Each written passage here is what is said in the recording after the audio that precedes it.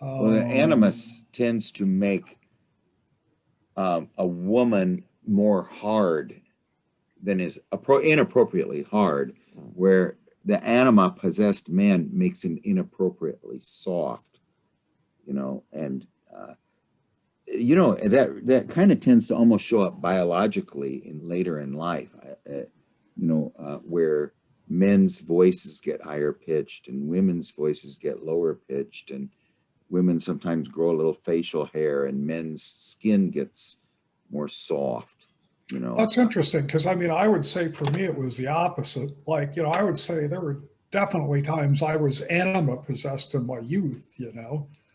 and now I think I'm a little more conscious of it. At least I would like to think I'm a little more conscious. Well, one thing I thought since Anima and Animus is so short by Emma Young, we could just go into that. And then I thought maybe that you three, Tim and Jan and Gary, could just decide on, find us out the next book. And, why don't you get a list of candidates and then pick one? I Are mean, we going to do Yeah, the Animus book in the meantime? well, yeah, I thought that we do that depending on if we get through the Puer today, then that would just give me something to get ready for. But then it Yeah, give you I guys two or appreciate three. that. That'll give you guys 2 or 3 weeks to just decide which book. And there's a lot of new ones coming out. I've got the 2 volumes of von Franz's. There's going to be 28 volumes, and I've got the first 2 in a PDF.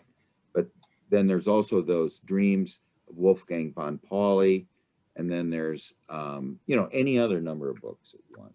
You guys, why don't you pick it? I got to You've been say through. this current one I just enjoyed so much, just because it's kind of in a story form, and so it just makes you very involved. And then when you see the psychological aspects of it, and the Jungian parts of it, you're like, holy Toledo, it just really brings things home. When you get to the end of it, what I think, yeah, the Edinger alchemy, just if we just wanted to maybe once a month go through collag, collag, uh, coagulation and sublimatio, just once a month go through those and the prima materia. One thing, Tim, that I thought was very interesting about coagulation, it says one of the things of coagulation is um, when your fantasies or your dreams are put into words and you tell them to someone else, they're coagulated. They become real. I mean, they act, and also the reality of the coagulation function is also related to the sensate function. And it's also, of course, related to eros because it's reality, where the sublimatio is more the logos uh, aspect. But just based on what you just said, hi, Angel and Miles, nice to see you. I just Gary just mentioned, we're just finishing up the book on the Puer Aeturnus, and just this the psychological aspects of the kingdom without space.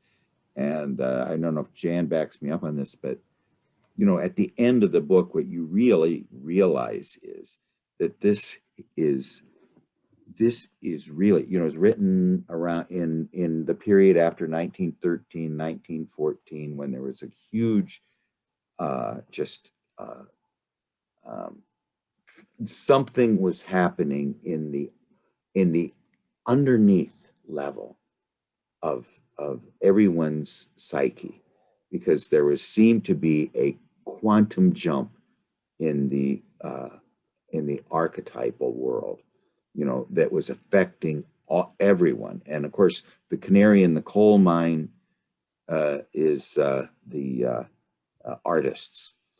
But this book seems to be the missing link between the religion of Wotan, the religion of Cernunnos, the religion of Dionysus and Attis, with Christianity.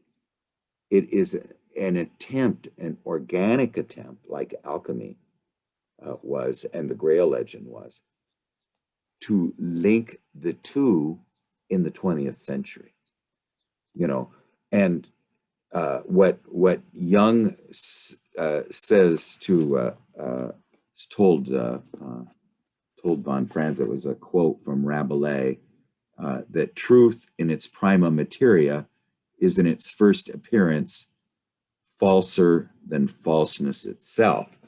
And even though, I mean, at the end, see, every image in here is so unbelievably surprising. It can't have come from consciousness, you know, and what it really is describing, I think, is this, and the fact that it really grips you so much. I think the gripping aspect of it is that it is we're awakening inner energies within us, you know, uh, and emotions too. I think that are there, latent, and they just wake them up. But we'll just go through the last part of this. I'm just going to try to sum up some of the aspects, and then we can talk about anything you want to talk about.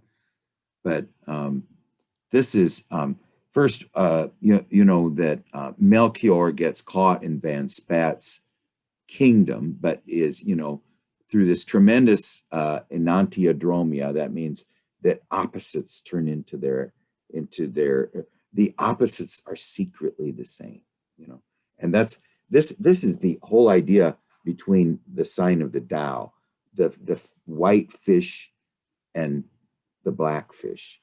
Now, when opposites differentiate, time begins. When there is no differentiation of opposites, then there's no consciousness. So there's no time, okay?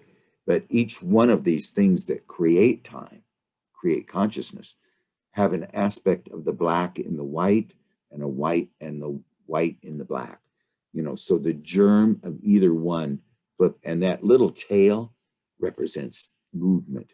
You know, consciousness represents movement, you know, and so that means that consciousness has come into being, because once you have consciousness, suddenly you have what appears to be linear time.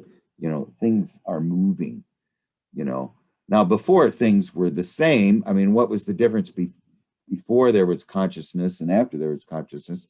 Not really anything, except, but in the in our own the fact that we suddenly are have separated from the body, almost like a out-of-body experience that can look at ourselves, which is kind of what consciousness is. And then it is self-willed. See, the aspect in the animal world is very instinctive. And you know, Edinger even says this, that if it's created by a cultural aspect. You know, he said that if you have a child that is raised by animals, I don't know if there is such a thing, but you know, these children that were raised by wolves, or somebody that was Mowgli, you know, or some child that was kept in a room away from all social, that they don't really have ego formation, you know. And so anyway, the idea of consciousness coming to be, this ego consciousness, is the fact that the opposites start to differentiate, and the more they differentiate, the more dynamic the cultural comes into being.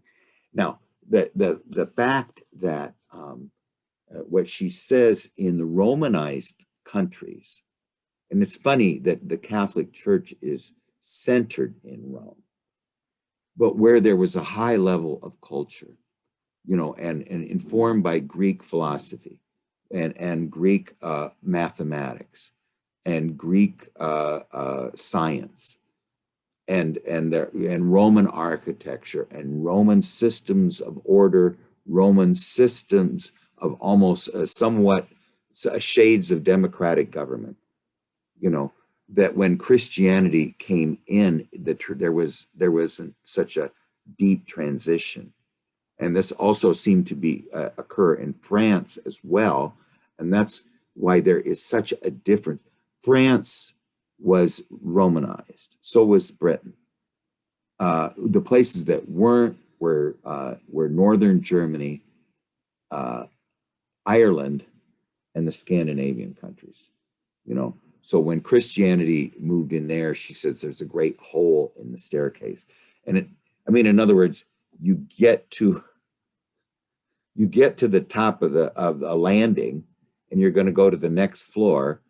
There's no stairs there, and you see the stairs start up another story, and and so that the Germanic culture missed this transition from a more pagan natural religions like the ones in of the native peoples of Canada and North America, and this Christianity that came out of Greece, Rome, and all their great civilization is suddenly imposed upon this level that is deeply connected to the land, deeply connected to the rivers and to the hunting culture, and there is no that system of order, and suddenly that's superimposed on it. She says like a lacquer, you know, but that created this great dynamism, and then suddenly they have this high culture and low culture, and that's why German literature tends to have this dynamism that you won't find in France, you know, and that's, she says, is what she thinks the difference between Exupery and Bruno Goetz is. But anyway, what happens to Foe is, becomes Melchior. It goes from the realm of Von Spat to the realm of Foe, where he witnesses Foe being speared. Okay, he's being speared. Everybody, all dying gods are speared for some reason. You know, Wotan was speared. You know, Dionysus was speared. Um, Jesus was speared. You know, and so he's speared. A water runs out of his chest. You know, and he actually falls from the moon. You know, he comes down like a stone from the moon. So he's this moon god. He's the son of the mother, and then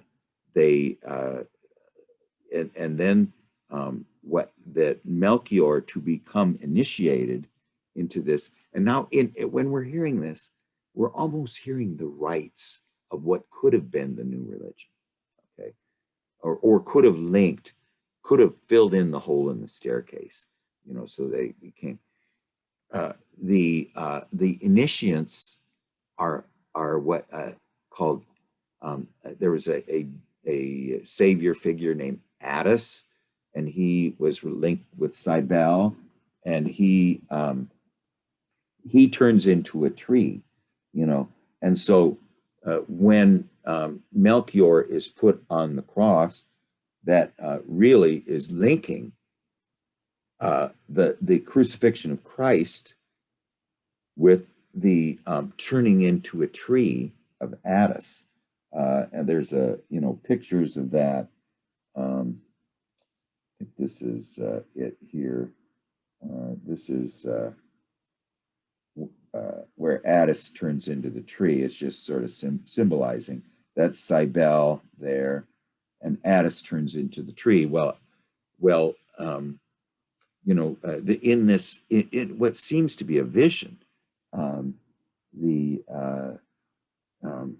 Melchior first is crucified like Christ, and then secondly he turns into a tree. And there's a lot of other links. I mean, this is originally Christianity was linked with Dionysus, because it says, "Oh, thou art who art Dionysus, Jesus." You know, this amulet identifies the crucified figure as Orpheus Dionysus, who rose from the dead in Greek mythology. you know, and it was very hard for people who were familiar with the myth of Dionysus to see the dying god Christ and think that there was any difference between them. And and the church fathers were very insistent that there was a difference, and they say that was the why there was such an emphasis on the historicity of Jesus the person. Now here's Dionysus's tree experience, where he's almost become a tree and he's being raised up like a tree, you know, symbolizing the cross, of course, you know, which was a tree. And then there's also this, of course, for nights full 9, I hung on that windy tree. This is Wotan, you know, who hung on the tree for 9 nights and 9 days. And then when he comes down from the tree, he discovers the runes, which are really, you know, they're Roman letters, but written in a way that you could chisel them on wood. You know, so they're all where the Roman letters had curves. The runes are just straight lines, but the idea of the runes were that they were not just letters; they were oracles, and they were very similar to the I Ching. And this is this aspect in Germanic and Scandinavian world of the link between synchronicity and revelation. You know, that everything that happens is an omen. So there's a synchronicity involved. Causal, rational causes are not emphasized. You know, what is important, I mean, maybe they're important in linear time, but they're not important in Kairos time. Kairos time is the time of omens and oracles and synchronicities, you know.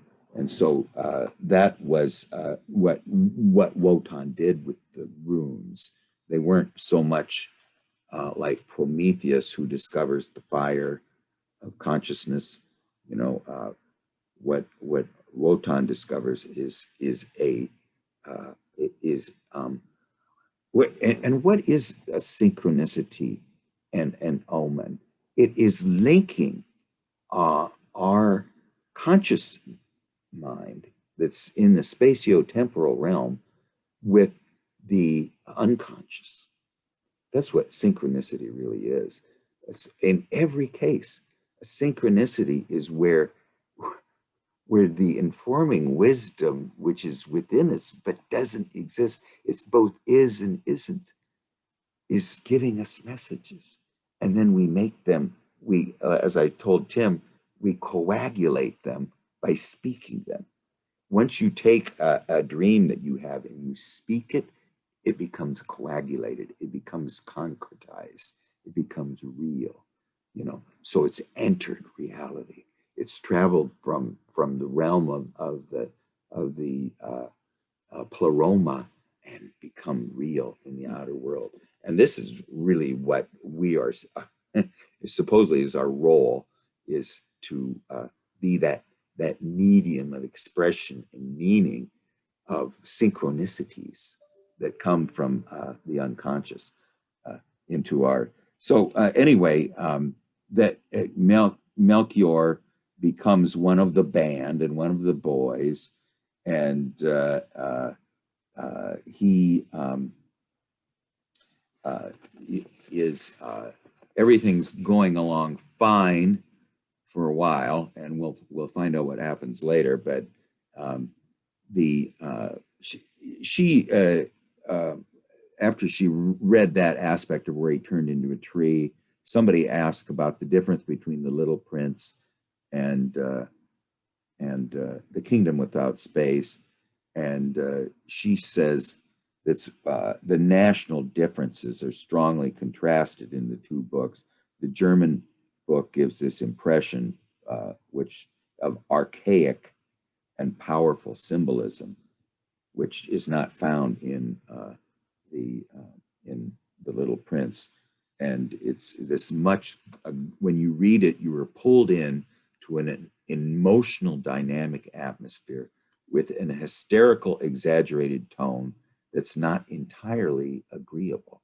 And the reason it's not agreeable really is because it's missing the feeling function, and it's missing the mother anima and the transforming anima. It's missing two poles. It's that elliptical shape.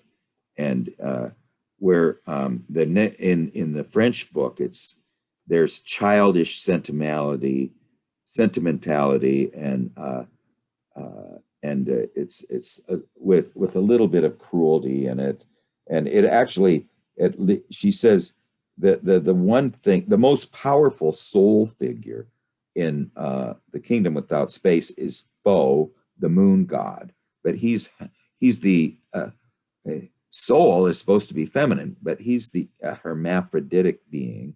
He's a moon god. And if you compare Pho with the soul, compare Pho, this this Pan-like figure, soul figure with the soul figure in the Little Prince, who's the rose, and he says at least she is differentiated into a feminine figure, and they form a couple, the Little Prince and the rose, but she's haughty and hysterical, and she hasn't progressed much, but at least she's separated from the symbol of the self and appears as an independent being, where you don't really find that in the Kingdom Without Space. And it really seems to be, to me, it really is an attempt by the unconscious to have an inward advance in cultural forms in Germanic countries in 1913, 1914. Now, what she says happened instead, now this wasn't just in Bruno Goetz, this was everywhere. This is how von Franz and Jung met each other. Jung goes to Berlin in 1933, and he experiences the wandering boys everywhere. The wandering boys are Wotan. The Wotan is known as the wanderer.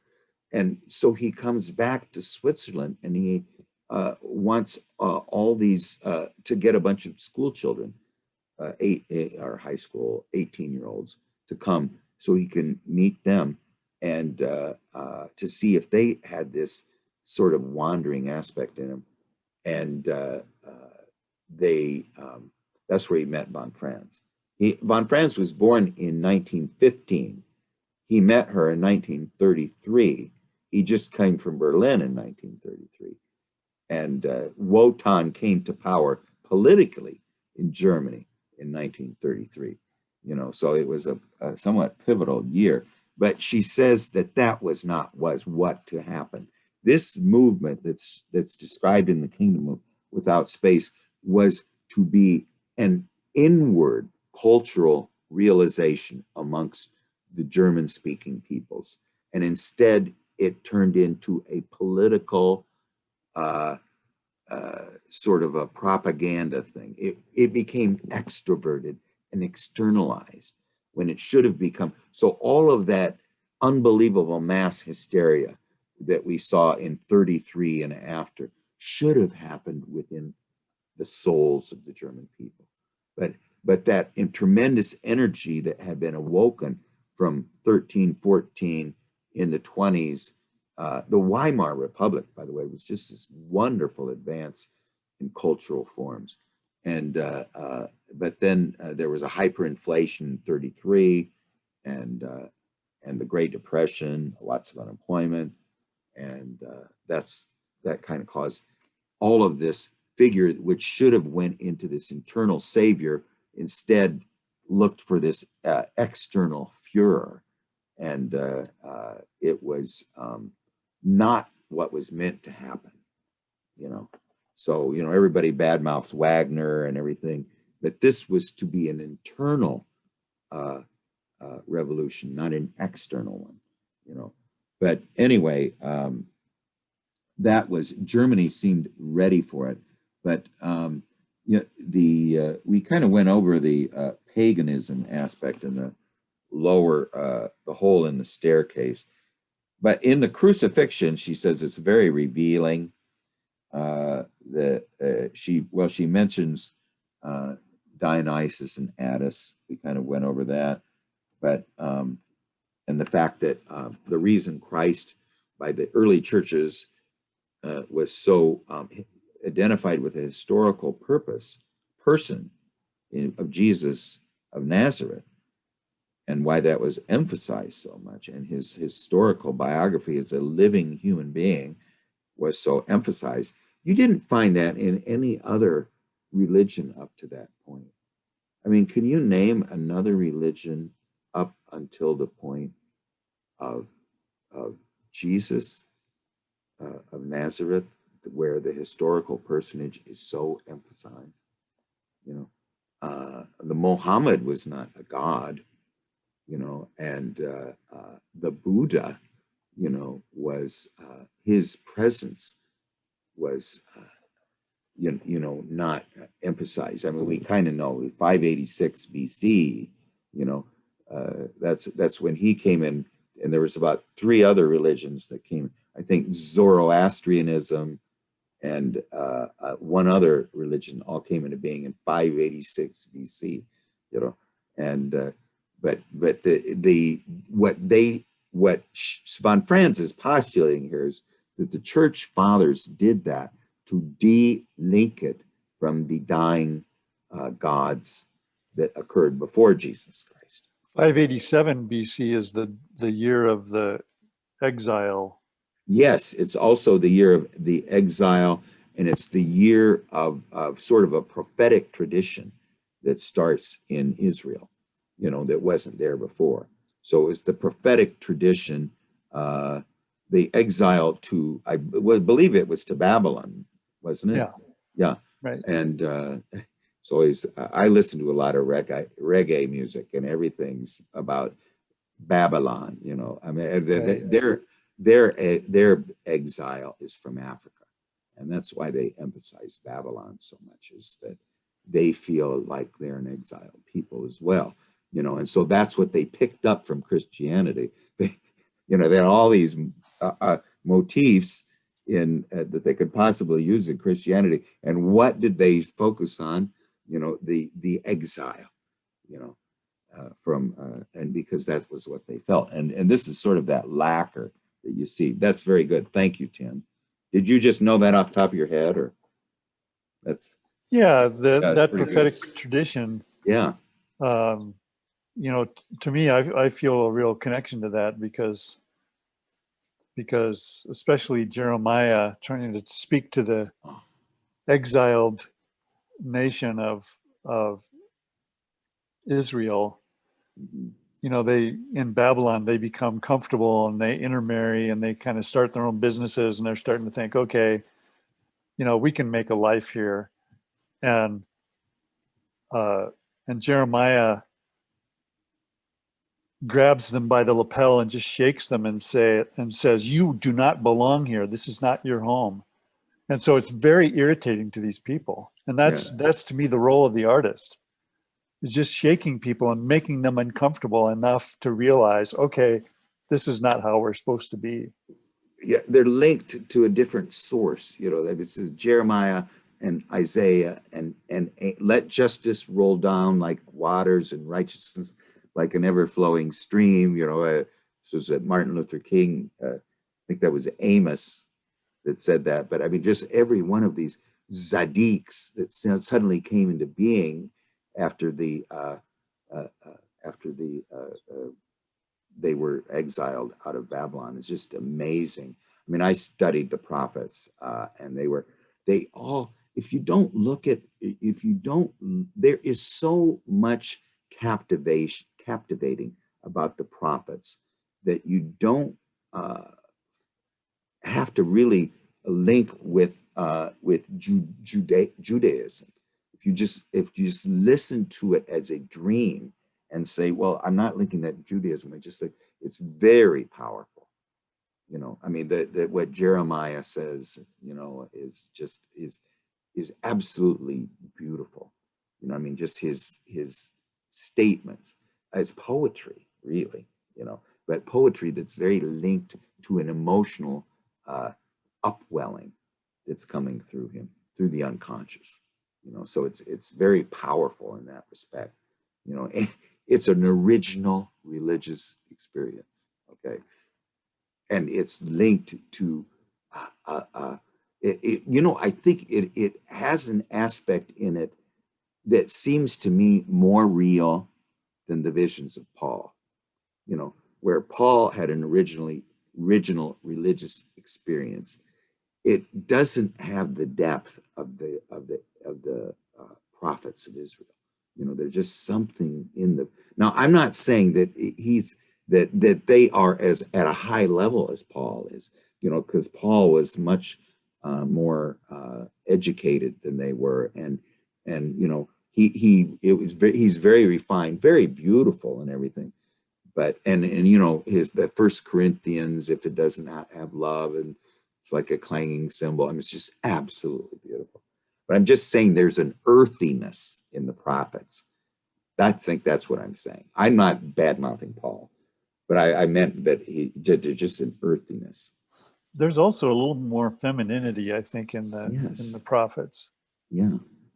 Yeah. And you notice also, it's just something I noticed, that in Christianity, what is missing there is also missing in the kingdom without space.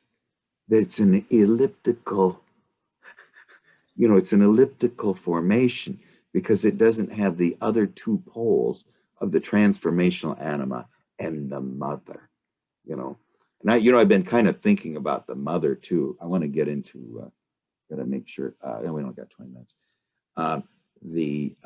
To me, what I've really come on to, and it's just this elemental aspect of the feminine, that what the feminine really represents is birth and nurturing. Now, it doesn't, not related to a woman. If you're looking at the feminine aspect of life itself, you know, the life force, it represents that which comes into birth and that which nurtures, you know, and those are just powerful images that are, Jung says every emotion has an image secretly hidden in it. And if you can pull the image out of the emotion, you create meaning. If you can't take the image out of the emotion, it's just a storm that passes. But if you can take the emotion that is just roiling you and pull an image out of it and have the image and then compare it with the emotion, where now you have some understanding of the emotion because here's an image of it and here's the you know, this is the unconscious powerful dynamic aspect of it, and here is the symbolic aspect of it. Then you actually I mean, I think that is sort of related to the feminine, but we'll get into that later. I'm getting off track because I want to really go into what I want to go into what Lee means and what the end of the book means. Let's see if I'm skipping anything. Well, here's one thing too, is I wanted to mention the foe is she says we find out who foe is. He's the Buddha, but he advocates in eternal wandering in karmic incarnations. We find that he what he really represents. I mean, at the end, when they're going into the kingdom, this is the very end. And I tell you this, that's why you know this book is a vision. It has to be. It's a realization of Bruno Guess. It's not his creation. He just was riding a horse, you know. There's an where all of these figures have all of their incarnations poured out of them, and they're about to enter nirvana, you know. But then they're blocked from it. It was a trick, They couldn't go in there. And we're not really sure who blocked them. You know, you think, well, it's von Spate, but, you know, he appears later in this wonderful image of, he sees an Phoebe, or, you know, Melchior was in a lunatic asylum. He finally got there, put there by von Spate, and he keeps maintaining his name's Melchior, but Melchior died 100 years before, or disappeared. And so the doctor finally lets him go. And then he sees this guy who he calls a Phoebe, you know, and a Phoebe, I had to look it up. And a Phoebe is one of these people, you know, like this, you know. It's just these beautiful adolescents, you know. Oh, I skipped that too quick. I'm sorry. Here's another one here. You know, just these beautiful adolescent youths. And he sees one walking down the street, and he goes up and talks to him, and he says, I know I've met you before. And he says, I've lived here all the time. My whole life, you've only lived here 3 years. But then he says, you know, I dreamed about you. He says, I had this dream that someone was looking through my window pane and knocked on the window pane. And he had your face and your voice. Isn't that beautiful? I mean, it's just this absolute throwback to this boy was, and at the end of the thing, von Spate takes him to some play in a snowstorm. This is just so beautiful. The snow's just coming down like crazy. So no one goes to the play, and he knocks on the door. A dwarf lets him in, and they go into the play, and there's no one there because it's snowing, you know. So they said, well, they're going to do the play anyway. Well, on the stage is von Spate, Melchior, Foe, and all the band of boys, you know. And it ends up they kill von Spate, you know, which I'm not really sure if you know what happens, but I mean, I know what happens, but anyway, she just mentioned, I thought that the thing about Foe is he is this one who advocates eternal wandering in karmic incarnations. But that's not what Buddha teaches. Buddha teaches escape from karmic incarnation and from the wheel of rebirth. And, you know, Joseph Campbell does a wonderful job on this by reciting the fire sermon. You know, the seeing of the eyes is a burning fire. The hearing of the ears is a burning fire. The speech of the mouth is a burning fire. And then the Buddha says, quench that fire. But Joseph Campbell says, no, that's not what we do in the West. We feed that fire. We feed the beauty of the seeing of the eyes and the beauty of the hearing of the ears and the beauty of what comes out of the mouth, you know. And so we don't leave the realm of rebirth. You know, he says, if you don't find eternal life here in this life, you will never find it. And that's why he always likes to quote the Gospel of Thomas, you know, when will the kingdom come? The kingdom will not come by expectation. Men will not say, see here, see there. The kingdom of Father is spread upon the earth, but men do not see it. It is here, it is here. You know, and that's really what Om Mani Padme Hum means. The jewel, the mystery we seek is in this life, in this lotus. It's not in any, it's not after we're dead, you know. And also, you know, thou art that, you know, your life, your body, your incarnation is the mystery that you seek to know.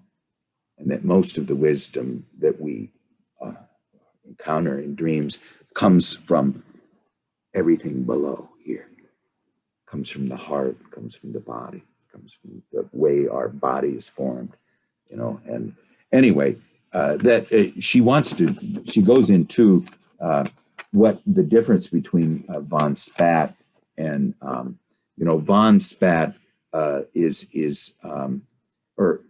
Spat is reason without life or movement.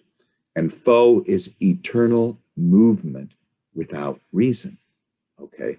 And she says neither one of those are, they're too one-sided.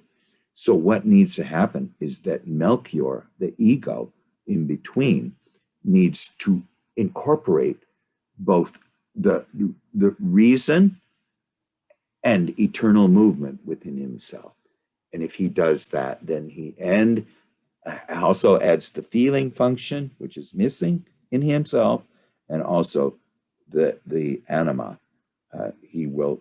That would be the way that he would be saved. But again, we're looking, as she says, at the prima materia of a religion, not the finished product, but it's the beginning of it. So that he can only be healed if the other two female poles develop, and because the anima principle is the principle of reality, of life, and realization, which is reason. So the reality is Pho and the realization is von Spate, but they need to come together in an ego, and it's just beautiful. I mean, just so beautiful, so lovely. Well, now let's talk too about, and she goes into all the misbirths of Germany, who misinterpreted this, but I'll just, I want to leave time for talking, but one thing, Pho means Buddha, and then Melchior is named Li. And what does Li mean? Well, Li means reason, reasonableness, and order. And Melchior is torn between two opposite powers that we just talked about. One is eternal movement without reason, and the other one is reason that's static, that doesn't move. And he was a cultivated, reasonable scientist, but she says, how does the term Li mean reason? The Chinese, it's what Li means literally in Chinese is the secret tracings found in precious stones. Okay. And Jan says Li is consciousness. Yes, it is consciousness. But why is it also the secret tracings found in stones? Why are the secret tracings found in stones consciousness? And they said, like the secret tracings in stones. I mean, here is one in jade marble. Now this is, the word Li means consciousness, but the literal translation of it is the secret tracings found in stone. Okay, and then here it is in onyx. Just here's some onyx. Okay. Secret tracings found in stone. Okay. Now she says we are in the realm of, this is a Chinese term. So what represented consciousness in China, or its cultural? It's culture in China. How did they represent it symbolically? Okay. They represented it by a map. Oops, wait.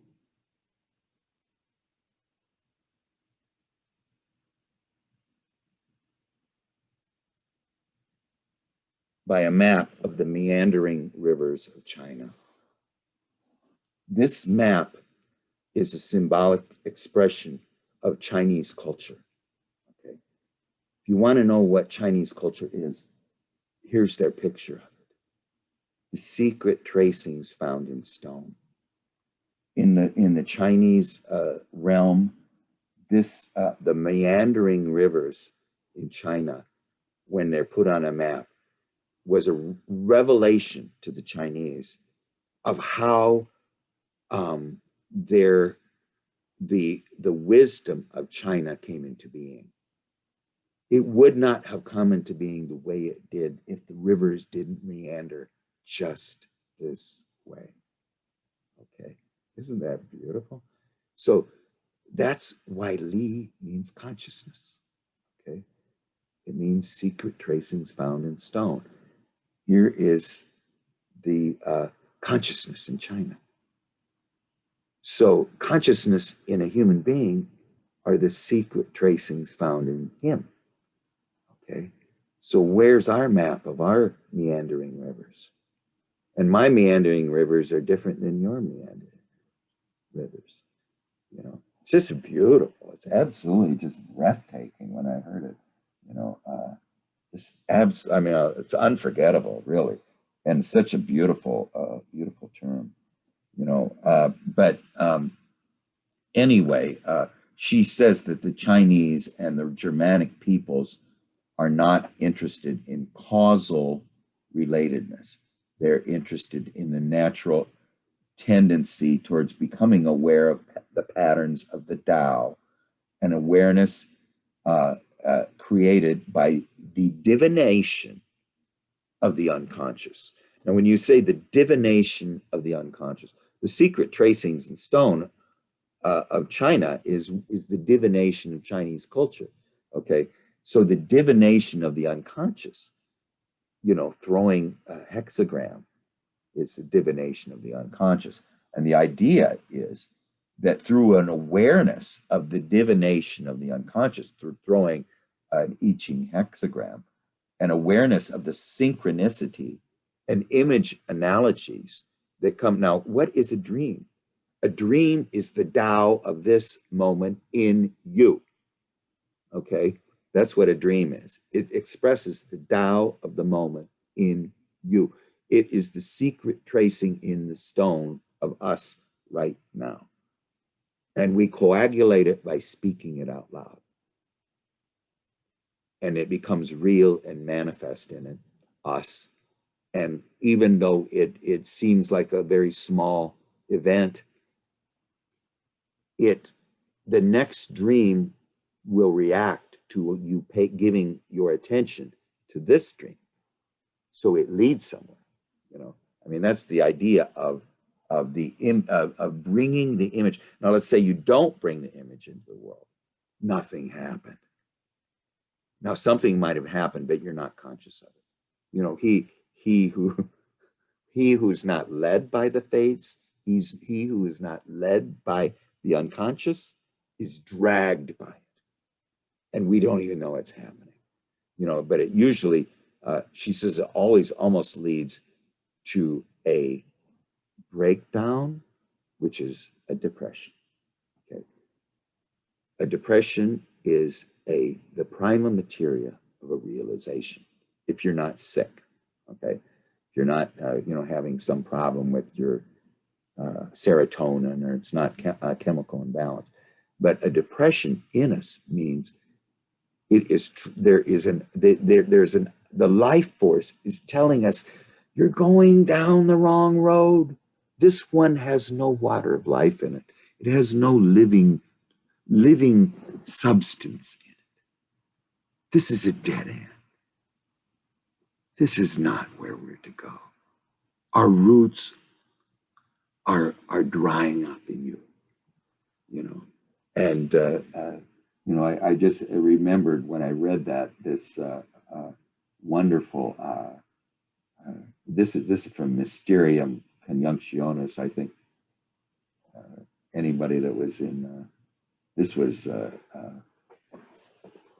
know, if thou wouldst moisten this dry earth, if you will contemplate your lack of fantasy, of inspiration and inner aliveness, that's why we have depressions, which you feel as sure stagnation and barren wilderness, and impregnate it with the interest born of alarm at your inner death, then something can take shape in you, for your inner emptiness conceals just as great a fullness.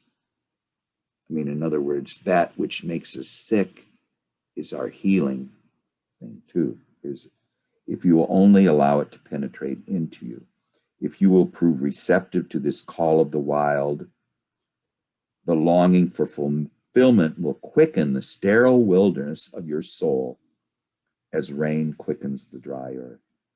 You are so sterile because without your fantasy, the fountain of your soul has stopped.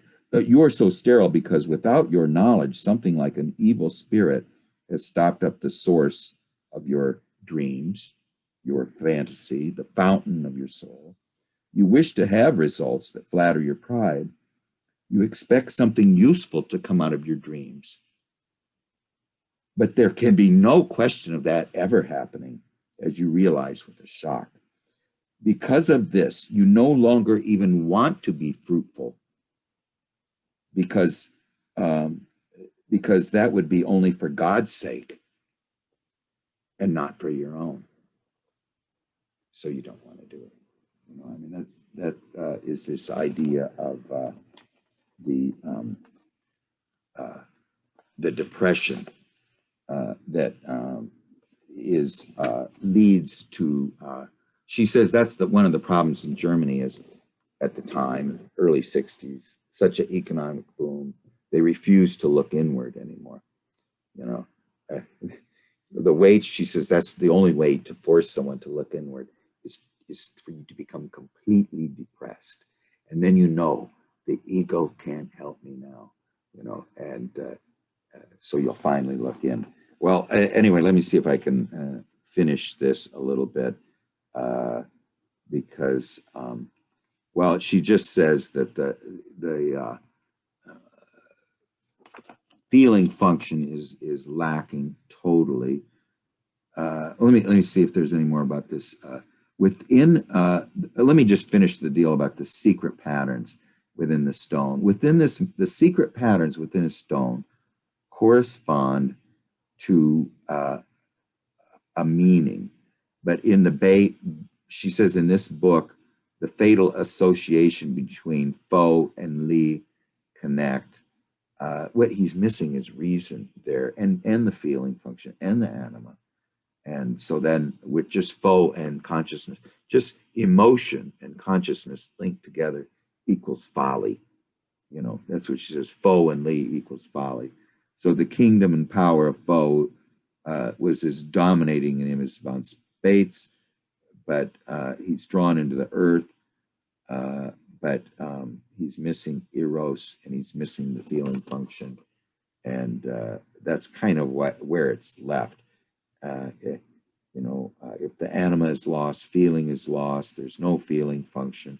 When feeling is gone, you're left with this picture at the end of the book. You know, I mean, you just look at just finishing. You know that there's the mother anima.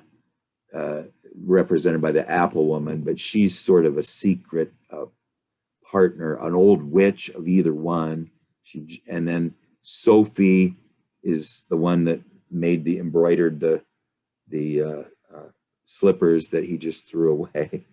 And then there was Henrietta. I keep calling her something else, but Henrietta, who died almost before she started, this very pale anima figure.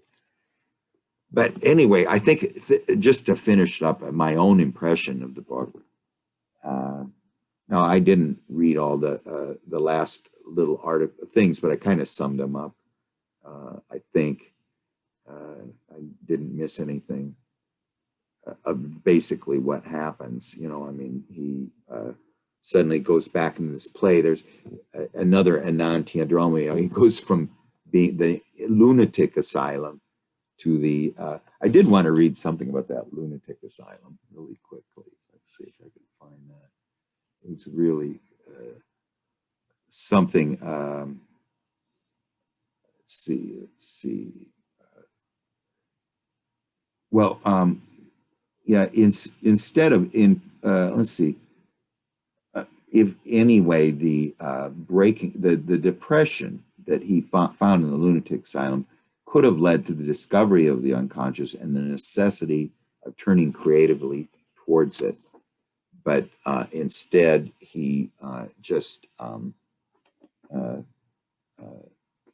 let's see, have anything about that. Oh, maybe it's on this last page here.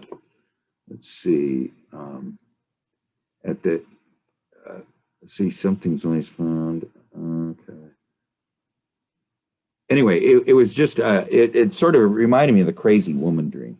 That's all I was going to say. What she says about the lunatic asylum, that, that reason cannot accommodate foe. That's what it said. Von Spate cannot accommodate foe. The husbands cannot accommodate the feminine in all its pagan powerfulness. So the reason has to always put foe in the lunatic asylum. It just reminded me of the crazy woman dream. But I guess just to sum up the whole thing, is the it really is a initial formation of a religion that was going to unite archaic Christianity with what really was happening amongst the European peoples of 1913 to 1920. There was something happening underneath, and it wasn't Christianity.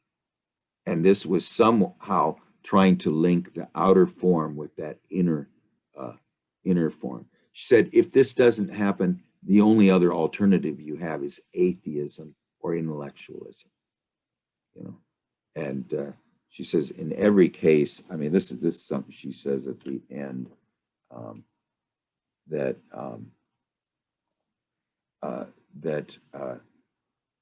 in spite of all the attempts to bring in a new created religion and a renewal of inward cultural creativity, she says it could only happen psychologically, and it only can happen in individual form. And it all went into in the 30s, in the 20s and 30s, and in at least in Germany, it just all got externalized. But so we missed a great chance. I don't know if it would have caught on, but these things only happen. Like maybe Einstein sort of awoke an archetype, but it wasn't inward turning. I mean, it changed everything. Well, anyway, Gary, why don't I turn it over to you, and you can just go on as long as you want. If it's 4th of July and you're in the United States, so why don't you just take over and just just have everybody say anything they want to, and we don't have to keep going till 12:30 if we run out of things to talk about. But go ahead, Gary. Yeah, let's go ahead and circulate through, get everyone's comments and stuff. Tim, you wanna have the pleasure of the first? Well, I find myself thinking a lot about the parallels between Europe at this time and the world situation right now. Very much a parallel of all of this complex is being externalized, and the whole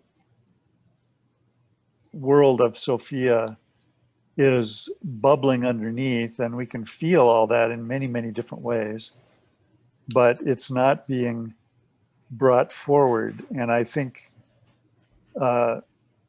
all of this activity that, like Craig having these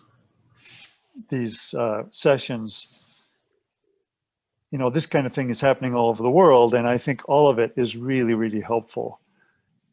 And I'm not sure I can ever understand what it's about, but I certainly feel that the volcano is about to explode, and hopefully it'll happen before the external volcano explodes.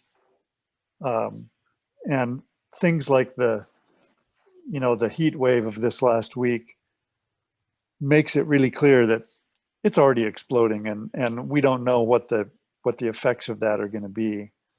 But man, as a species, we've got to come alive. We've got to waken up, and this is really great material. I just hope we keep chopping it up and redigesting it in different ways, because of course the the intellect can get very, very little traction. You know, it has to be lived. Yeah, thank you. That was a very astute comment. And it, Yeah, you know, go ahead, go Gary. ahead, Greg. No, you No, go go ahead. ahead. Well, I just was saying it just I could dwell on this on the each chapter for so long, but you know, the revelation I got in here was what it won't ever leave me. I mean, it's just this idea: what is percolating underground? What religion is percolating underground? But we have to find it ourselves. But Gary, what were you going to say? Oh yeah, I mean, I think a lot of it is kind of comes down to what Tim talked about, the role of the artist is to, you know, kind of grab hold of this and say, you know, like, look, see, you know, become aware, but you know, we know collective religions, you know, they just seem to lack aliveness, and you know, people end up not really able to relate in ways that you know, allow them to go into the unconscious and, you know, do the dynamic tension of the opposites, that instead it just kind of becomes a collective unconscious. So you know, that need is obviously there, but it's like a whole bunch of individual ahas. So Miles, you want to make a comment? Oh yeah, so many things coming to mind. Just pick up on Tim's comment. You know, oh, first of all, happy Independence Day, 4th of July, everybody down there. I'm in Canada, and our equivalent is July 1st, which we call Canada Day. And this year, it was unlike any Canada Day I have ever experienced, because it was very somber. It was not about celebration, because just so many things that are welling up, as Tim described, you know, including a heat wave. So I don't know if you heard, but in British Columbia, and now we're talking Canada, folks, temperature reached of 49.6 Celsius. Wow. I think if you convert that, it's like 122 degrees in Canada. Now that town is sort of renowned for being Canada's hotspot, but that's just a crazy smashing of that record.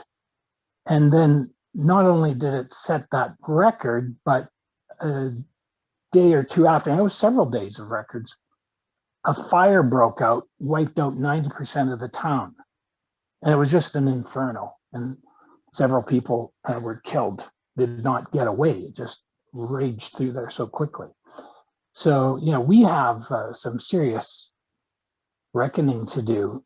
I'm hopeful, though. You know, we have, as a species, we demonstrate all the time that we can alter the landscape tremendously. We've altered it tremendously to the detriment of our collective health, but I'm thinking we can alter it for our collective benefit as well. At least we can try, and not to go too far down that topic, but we need to restore reflection on the planet, because as we lose especially the Arctic sea ice, which is a giant reflector, a mirror, this is only going to get worse. However, you know, we pave the planet with roads, we cover acres, you know, we cover who knows how much with tiles and carpet and linoleum and other materials. So why can't we create thin film reflectors, mirrors? Anyway, now, one of the things that Craig said at the beginning that I jotted down was that, you know, differentiation leads to ego formation. And as he was talking about that, I was thinking about yin and the yang, the two fish, the differentiation of male and female that we've experienced over the past 2,000 years. And now we're moving into this age of Aquarius, where now these things are going to need to come to back together.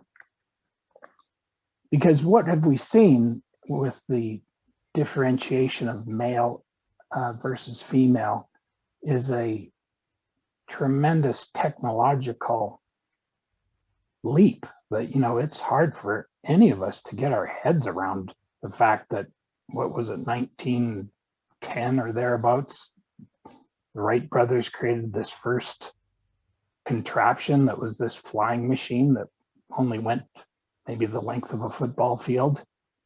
And 100 years later, we're flying in space, and 747s and Concords and supersonic jets and everything that we have now. So that's all been very wonderful, but now we really need to get back to a balance with the feminine. And so at the same time, I'm thinking, you know, somewhere there's mostly men working in labs creating hypersonic nuclear weapons. There's also a mother giving birth to a child. And we have to hold both of these simultaneously now, and come to our senses about it, to come to this higher consciousness. So I'll just wrap up by saying the other thing that was mentioned was the word synchronicity, and it occurs to me as the definition of God that Jung presented, that God is everything that is placed in our paths. We experience these synchronicities, and so consequently, individuation is crucial, but individuation only happens because of the synchronicities being provided by others. So that's where I'm now really trying to avoid saying that I'm working on this, or I'm doing this, or I think this, and now saying, you know, we are working on this project, or we are now understanding this, because, you know, I don't understand anything without these synchronicities, which are provided by you. And so if I say, well, we are working on something, it's basically left up to each person who might hear that to say, well, am I in there or not? You know, and you probably are, but you don't have to say that you are if you don't want to. So anyway, namaste. Yeah, nicely said. You know, I definitely like the idea that it's not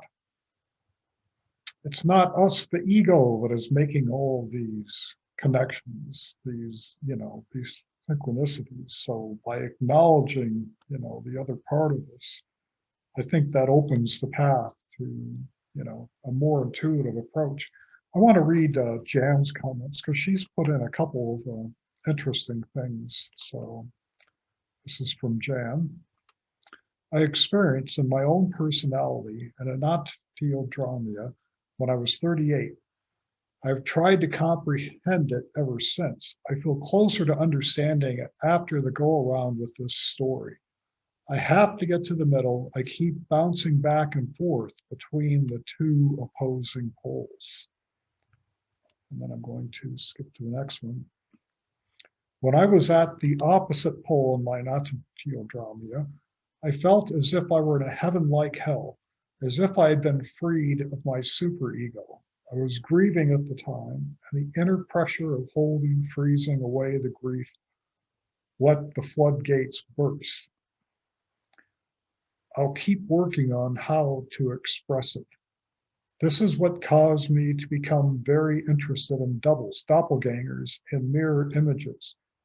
Hermann Hesse sort of worked with this idea in the magic mirror Steppenwolf looks into to find the self. And that's fascinating. Yeah, you know, and you know, just and even on individuation, you know, none of this is. an intellectual type of exercise. Instead, it's, it's all in relating. And, in relatings, we get the feelings and emotions, because that's the feeling, we experience the emotions, and then when we can form feelings around it, that's where we get our values. But, what Jan is describing here, I mean, this is just really beautiful, because, I think that's where we have to go to develop. We have to find the opposites, and then, bring the feelings out between them, and then, find what the values are, make the discernment, and, bring the awareness out.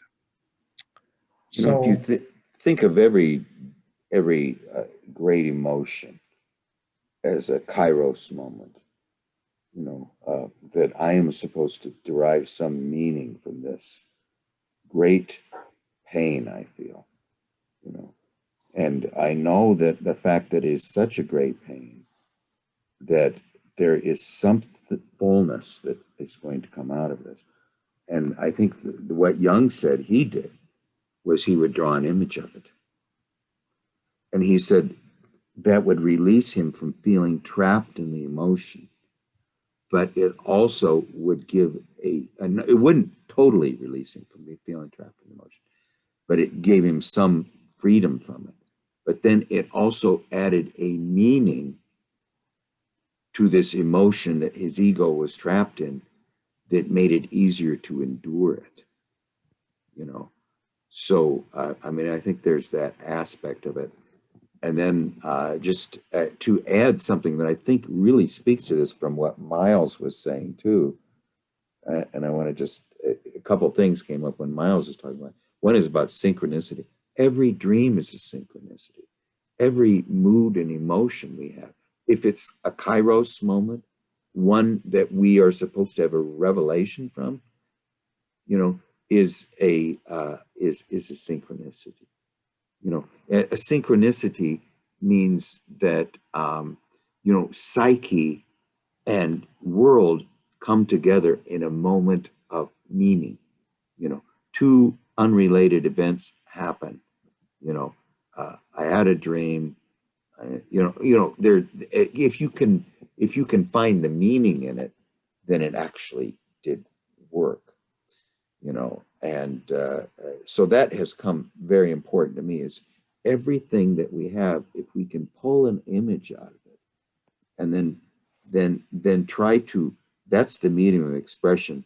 But then if we can add some words around it and make it a relic or a stained glass window in our temple, then there's a certain releasing mechanism from the hooks of that pain. I mean, the hooks suddenly are solutio, they're dissolved a little bit, But I wanted also to mention a couple of things, just shifting gears a little bit about what Miles was saying. Just two aspects of how lucky are we in North America, where in Europe, Scandinavia, I know, was pretty much Christianized by 1100 AD. Ireland was, I think, in the 500s, 600s, and Germany, I believe, under Charlemagne, was around 800 BC, something in that area with the Carolingians and everything, And so a lot of the native religions of Europe are lost to us in their living manifestation. But in North America, at least, we have a living religion that's not related, that came up out of the earth of itself, and that is not so worked over and intellectualized. Now, can you give me a Native American religion before the white man came that was intellectualized? It was actually came out of the earth. It was the truth that sprouts up from the earth. And we still have living, it is still a living myth in some places, okay? And I just want to add one thing, and you tell me this, okay? First of all, I'm stopping there. I'm moving to another topic. Those indigenous groups, you know, if they got more than 250 to people in a certain area, got a little unwieldy, you know. But the problems that they were dealing with were the ones of perhaps 20 families or 10 families, you know. What in the hell are we dealing with now in world civilization?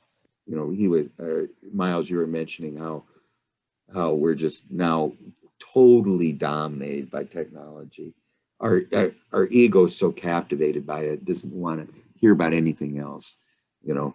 And all of our governments are making decisions for hundreds of millions of people, and one size fits all, you know. I was just going to add that the Sami people of The northern Laplanders. Scandinavia, the Laplanders, they're very, very in tune with the North American indigenous people. They're very harmonious with the North American and South American indigenous people.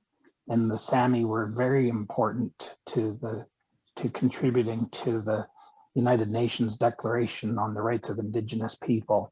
So I just They weren't really heavily persecuted till 1950, by the way. Yeah, and so the we are, 1950s. and I even heard Dr. Leroy Littlebear say this now in a presentation. He said, well, we are all indigenous. You know, it's just, I'm a newcomer to North America, relatively speaking, because my grandparents were born in part of the Ukraine now and part of the now Romania. And my mother has some English blood and maybe some other blood that we don't know about. But anyway, so I'm relatively speaking a newcomer here, but I am indigenous from someplace. We all are, you know, and in fact, I'm indigenous here as well in Calgary because my mother, you know, fed herself from this land, you know, and so I am not only a newcomer, but I am in a way indigenous too, right? And I think getting back to that concept can take us away from this technological mindset and becoming more earthly and saying, you know, this is a Mother Earth. And I'll just conclude that you can contextualize the Bible in an indigenous way.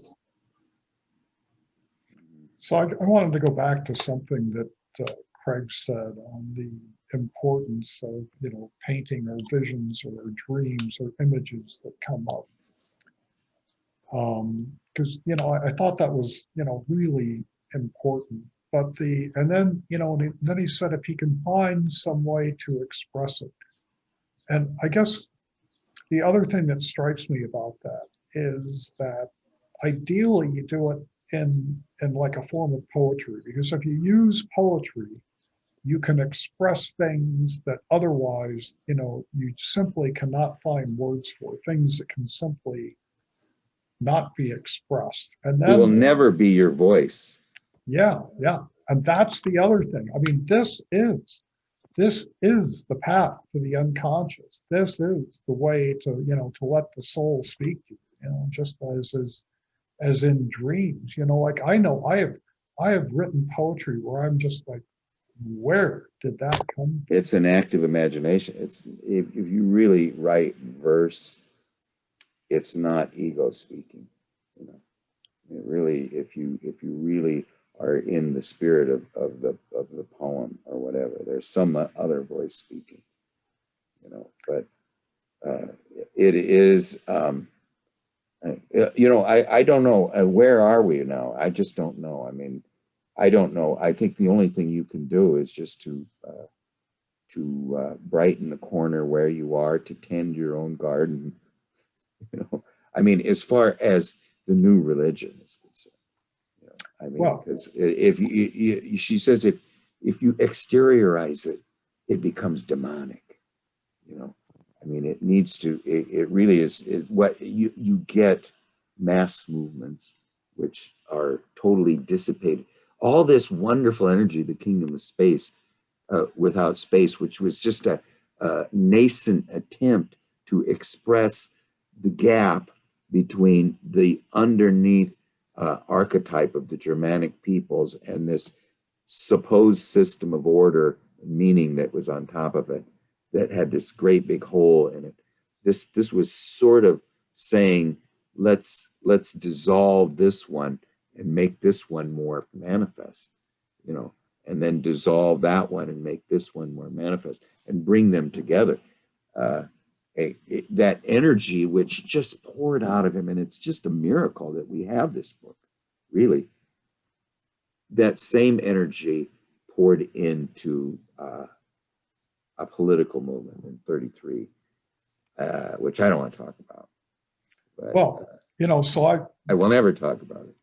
you know, we've got I think kind of to me, this was kind of a synchronicity. And so Carlos brought up a book that he recommended, and then Jan put up a synopsis. So I'm gonna read the synopsis, but I guess the reason that I want to read this is that, you know, I think one of the big problems with Christianity, and I think one of the big reasons that, you know, that people have such a tough time connecting to it, is that, you know, it's too much spirit, not enough soul, not enough of the earth. And yet, you know, so here we have a Nobel laureate who kind of rewrites the, you know, our envisions, and, you know, in a way that's very connected to the earth, very connected to feeling, and bringing us back to ourselves. So here we go. A wry fictional account of the life of Christ by Nobel laureate Joseph Saramago.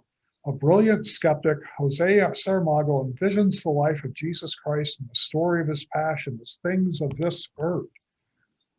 A child crying, a caress of a woman half asleep, the bleat of a goat, a prayer uttered in the grayish morning light. His idea of the Holy Family reflects the real complexities of any family, and as only Saramago can, he imagines them with tinges of vision, dream, and omen. The result is a deft psychological portrait that moves between poetry, irony, spirituality, and irreverence of a savior who is at once the Son of God and a young man. And this provocative, tender novel, the subject of wide acclaim and discussion and wonder, Saramago questioned the meaning of God, the foundations of the church, and human existence itself. And I think, you know, this is exactly the type of religion we need. You know, we have to be connected to the earth. We have to be connected to the feelings.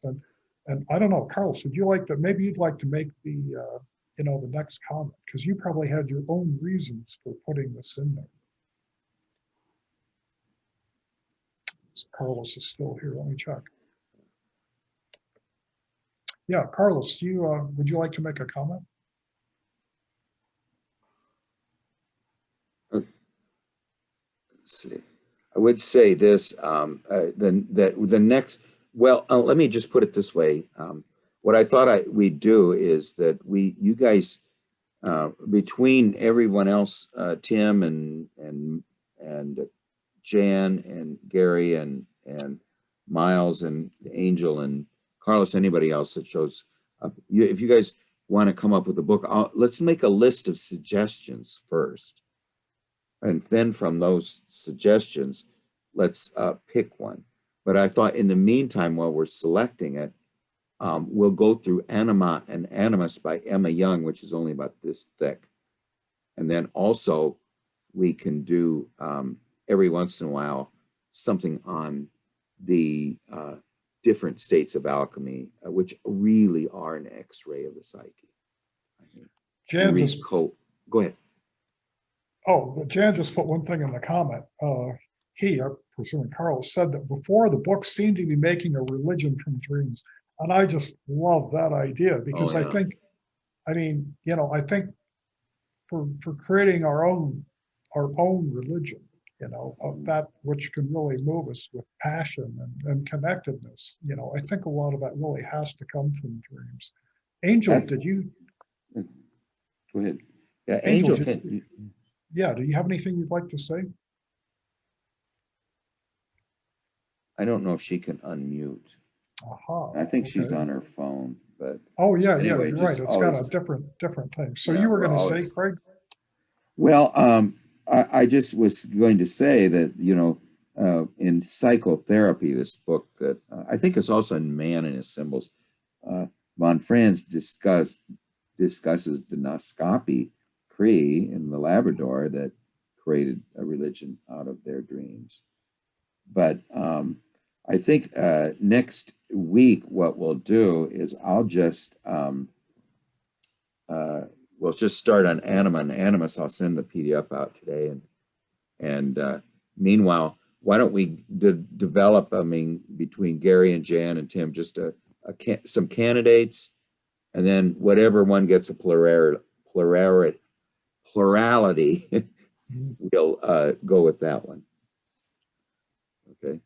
Sounds good. Sounds I good. don't have Yeah. anything I else don't to have say. anything much more. If you guys, unless somebody else has, go ahead, Tim. Were you going to say something? No, I'm just approving of the plan. Okay. All right. So we'll start next on Anima and Animus, and since it's a holiday, I mean, in fact, I'm the only one here. I'm babysitting. Let me show you who I'm babysitting. Mm. I have I think this is rather a synchronicity to our conversation. A very powerful video came fed to me through YouTube about the matriarchal economy or the gift economy. And so I'll send it to Craig and he might pass it on to you. I just hate sending people too many videos, but this is pretty powerful. It's at the same time a bit disturbing. Oh, what a cutie. Yeah. He's a little tired. We're going to go on the dog walk. I don't know if he's going to, 9 weeks old, if he's going to want to go on the dog walk, but I can't leave him here all by himself.